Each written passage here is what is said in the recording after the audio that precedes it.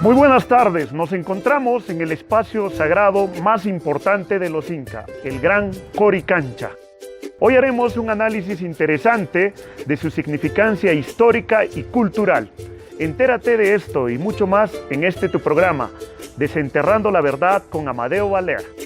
Cristóbal de Molina el Cusqueño menciona que el nombre pretérito de este espacio fue Huaricancha, en épocas anteriores al desarrollo inca. Luego, Cieza de León, en su crónica Señorío de los Incas, menciona que el nombre de este espacio fue Intihuatzin, traducido al español sería la Casa del Sol.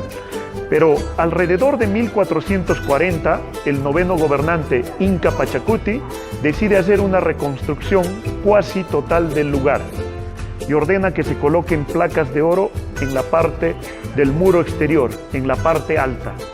Después de este hecho, el lugar cambia de nombre a ser Coricancha, porque Cori significa oro y cancha, muro cercado. Entonces, Coricancha significaría muro cercado de oro. En estudios arqueológicos interesantes realizados en los años 70, el doctor Luis Barreda Murillo identificó que el verdadero templo o espacio sagrado en época inca fue el patio abierto, porque el campesino moderno, cuya edificación de sus viviendas es muy parecida al Coricancha, aún hace sus ceremonias y rituales en el patio abierto. Incluso después de estas, entierran ofrendas en la parte central del patio. Ese mismo hecho, descubierto por la antropología, ayudó a Barreda a descubrir que el verdadero templo o espacio sagrado en época inca fue el patio abierto. Y efectivamente, en la parte central del patio inca, él encontró ofrendas que fueron enterradas en época inca. Estas comprendían ídolos de oro, conchas de Spondylus, hojas de coca, etcétera, etcétera. Inca Garcilaso de la Vega, en su crónica Los Comentarios Reales de los Incas, publicado en primera instancia el año de 1609, menciona que en el Coricancha había 5 recintos o 5 aposentos dedicados a 5 deidades. Uno de ellos vendría a ser el Cuichi o arcoíris. Se presume que fue esta edificación.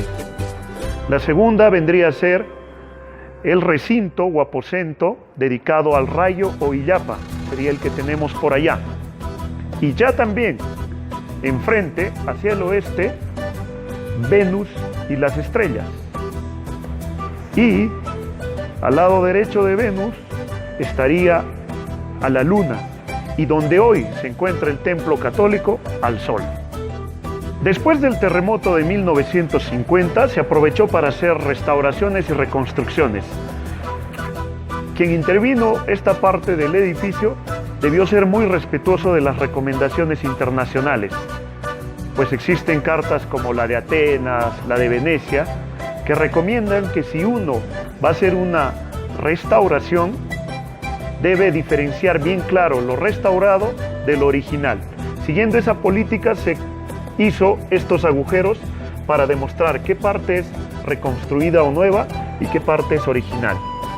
Dense cuenta que aquí el trabajo fue hecho seguramente con martillos inca, martillos líticos de hematita o jiwaya, pero ya también la parte moderna está hecha con puchardas, aparte que en las uniones aquí podemos evidenciar concreto. Los incas no conocieron concreto. Muchos consideran que este bloque lítico muy pequeño, que está a manera de parche, proviene de época inca, pero el doctor Luis Barreda Murillo identificó y fue testigo ocular de que en esta parte existía un clavo antiguo y que en el momento de la restauración, al ser retirado, quedó un forado. Ahí el restaurador desgastó una piedra y con un poco de cemento lo encajó. Entonces este bloque lítico minúsculo no es de época inca. Entonces en este espacio, aposento, probablemente donde encajaba el ídolo al cuichi o arco iris, se ha colocado una piedra para poder ver que 3 ventanas se alinean casi a la perfección. para poder divisar la simetría de la arquitectura inca. Nos encontramos en el espacio abierto, donde se puede divisar un bloque lítico de forma curiosa. Erróneamente, y llevados por sus caprichos personales, algunos logran mencionar que esta fue la roca de la guerra, o uno de los Ayar petrificado, etcétera, etcétera. Pero esta piedra ya se ha identificado de dónde fue traída, y fue en tiempos modernos, porque cuando existía el Patronato de Arqueología, el doctor Luis Apardo hizo traer este bloque lítico que estaba tirado, desperdigado, en una cantera inca. En ese entonces, su amigo, el doctor Luis Barreda Murillo, era vicerrector administrativo de la UNSAC. Entonces, ellos solicitaron un volquete y con ese volquete lo trajeron hasta este sector. Por años estuvo tirado al lado que da hacia Avenida El Sol, pero de ahí, sin ningún criterio científico o académico, fue recolocado en los años 90. Hoy lo que más hace es generar confusión. Lo más probable es que fue un capitel español a medio trabajar, no concluido, pero no es una pieza inca. Es cierto que algunas crónicas mencionan que hubo una roca, ¿no?, que pudo servir para hacer ciertos sacrificios, pero esa debió ser destruida por los extirpadores de idolatrías. Esta no es la piedra que mencionan estas crónicas. Este espacio, sin la roca en medio, fue una fuente de agua, y vamos a mostrar la evidencia de ello. Al fondo hay 3 agujeros que sirvieron para drenar el agua al exterior, hacia la calle Aguajpinta. El nivel de muro tenía una hilera de piedras más, hasta esta altura. Por ello, existen desgastes en este sector, como en el otro, que evidencian que existió un muro para contener las aguas. Antropológicamente hablando, se sabe que el agua era una deidad en época inca. Entonces, este agua tenía que ser sacralizada en espacios como este para después fertilizar a la madre tierra o Pachamama. En este espacio se puede divisar muchos bloques líticos que están fuera de contexto. Algunos de estos fueron parte de construcciones, canales de agua, etcétera, etcétera. Pero algo importante también, muchos de estos son producto de experimentos que hicieron arquitectos e ingenieros civiles en el siglo XX. Entonces ahí viene la confusión de darles errada interpretación. Allá podemos ver un bloque lítico que muchas veces ha sido confundido, que esto era parte del machimbrado, la técnica que los incas aplicaron al interior de los muros para hacerlos más resistentes. Nunca se ha evidenciado en la arquitectura inca de estas características que los incas hayan practicado el machimbrado. Lo que sí se ha identificado es de que hilera tras hilera, en la parte alta de las piedras, se hacía un desgaste superficial cóncavo. La pieza que iba a venir encima tenía también el desgaste convexo. Entonces, así encajaban y se autosustentaban por su propio peso. Pero al interior no hay ni placas metálicas y tampoco la técnica del machimbrado. Piezas líticas como esa pueden ser interpretadas de otra manera. Sabemos que los incas en la parte alta de los muros colocaban piedras con salientes, con protuberancias, las piedras clavo. Esas servían para el amarre de los techos o de la estructura que ésta comprendía. Aquí es preciso hablar de las técnicas que debieron aplicar los incas para partir las piedras. Muchas veces el presente nos ayuda a entender el pasado. Hay picapedreros modernos que parten rocas simplemente por cambio de temperatura. A la roca le hacen un canal superficial, después generan abundante fuego. Cuando la roca está en su punto más caliente, le agregan agua helada. Eso es física básica. Cambio brusco de temperatura de un cuerpo, fractura. Pero de ahí, para obtener mejores acabados, se obtenía por martilleo, con jiwaya o hematita, esta piedra dura. Y también los desgastes por fricción, ya que se debió emplear como abrasivo arena de los ríos, cuarzo, y así se obtenían desgastes interesantes. Experimentos demuestran que sí se puede hacer esto por medios humanos. El doctor Luis Barreda Murillo tuvo otro interesante hallazgo. Al hacer una excavación al lado del muro fino del Coricancha, identificó en cierto estrato polvillo de andesita. Eso demostró que los bloques líticos eran traídos de la cantera relativamente trabajados, pero que eran finalizados in situ, practicando lo que en arquitectura se llama el ensayo-error, probando muchas veces hilera tras hilera, desgastando hasta que encaje a la perfección. Entonces, el resto de ese polvillo fue a los costados, el mismo que fue identificado por este insigne arqueólogo.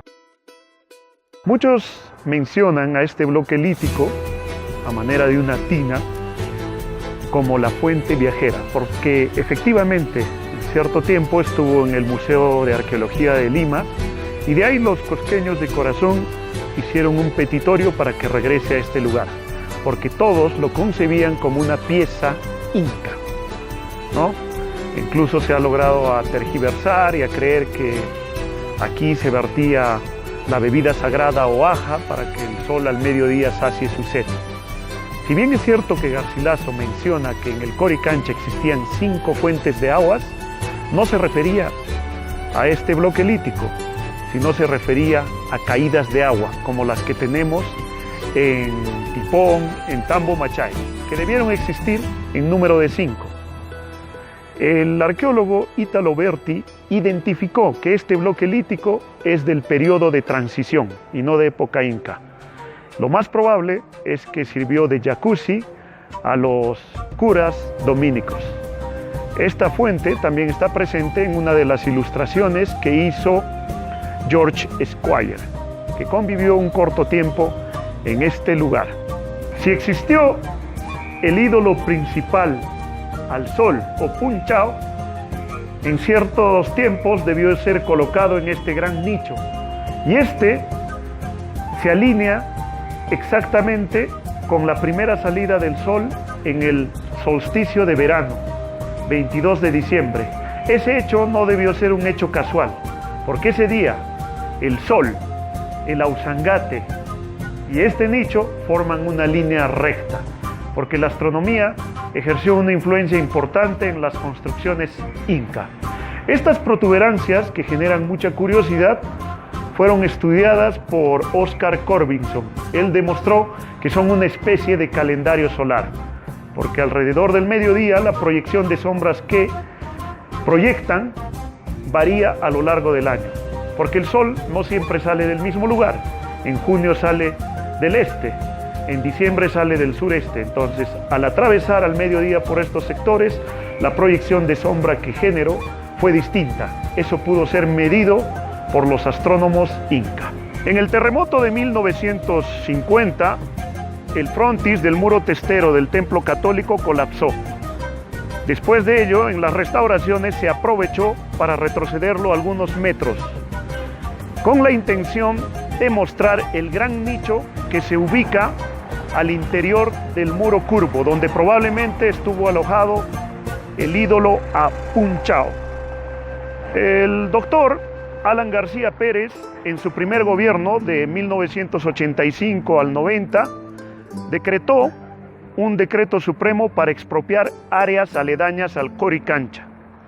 Pero quien lo llevó a la praxis fue el alcalde Daniel Estrada Pérez.